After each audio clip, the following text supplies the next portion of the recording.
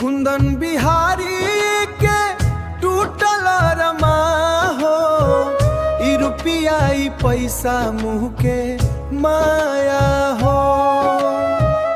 साचो प्यार आज बन गईल छाया हो, जाके दिल से चाहनी हम करा के, उहे छोड़ के चल गईल पराया हो।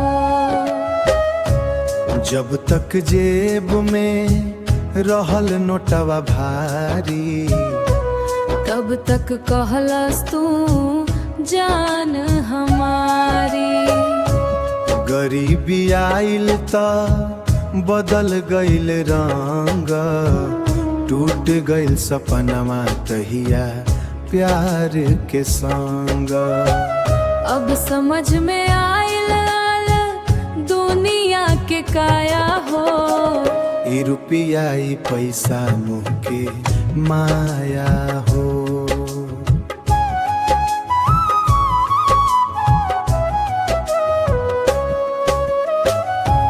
दिलवा के दर्द के केहू ना बुझेला, मतलब खातिर लोग साथे जुड़ेला। हो बाकी सब खेलबा दुनियादारी से, रोवत बदिलवा रात रात भर सैया हो, ई रुपया ई पैसा मुँह के माया हो। माटी में मिल जाई धन दौलत सारा, साथे न जाई कोठी न कारा। नेकिया प्यार बस याद रह जाला, ई दुनिया मिल जाई बा खाली प्याली।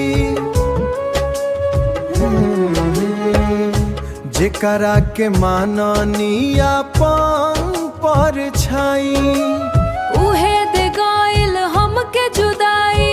अब का करी हम कहाँ जाई, ई रुपया ई पैसा मुँह के माया हो। समय के पहिया घूमत जाला, आपन पराया सब छूटत जाला। महल अटारी सब हमें रह जाई, खाली हाथे इंसान चल जाई। कुंदन के बात मान ल भाई, ई रुपया ई पैसा मुँह के माया हो। मनवा के मंदिर में जोत जलाई, ओ नफरत के छोड़ के प्रीत जगाई। धन के घमंड में चूर बदुनिया, साचो डगर से दूर बदुनिया। रोवत बायोखिया रात रात भर सैया हो, रोवत बायो लवा रात रात भर सैया हो।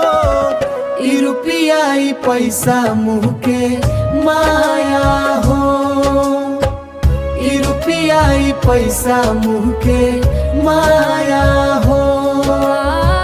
ई रुपया ई पैसा मुँह के माया हो, ई रुपया ई पैसा मुँह के माया हो। साचो